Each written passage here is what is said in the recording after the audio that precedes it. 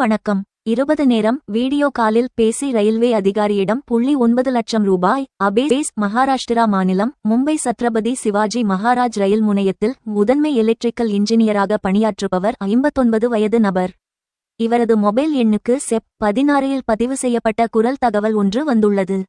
Video அழைப்பதில் உங்கள் mobile phone 2 நேரத்தில் முடக்கப்படும் என்றும் மேலும் தகவல்களுக்கு 0 அழுத்தவும் என கூறப்பட்டுள்ளது. அதன்படி ரயில்வே இன்ஜினியர் 0 அழுத்தியுள்ளார். அதைத் தொடர்ந்து வீடியோ அழைப்புக்கு மாறியுள்ளது.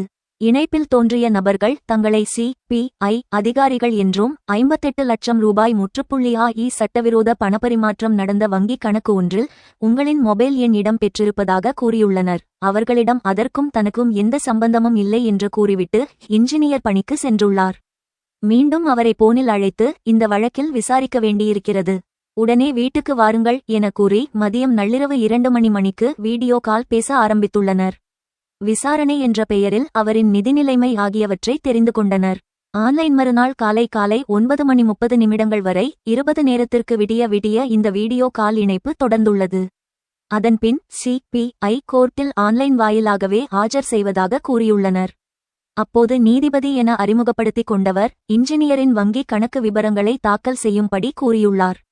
அவற்றை ஆய்வு செய்வது போல் நடித்து ஜாமீனுக்காக அவர்கள் அளித்த வங்கிக் கணக்கில் $9 லட்சம் முற்றுப்புள்ளி செலுத்தும்படி கூறினர்.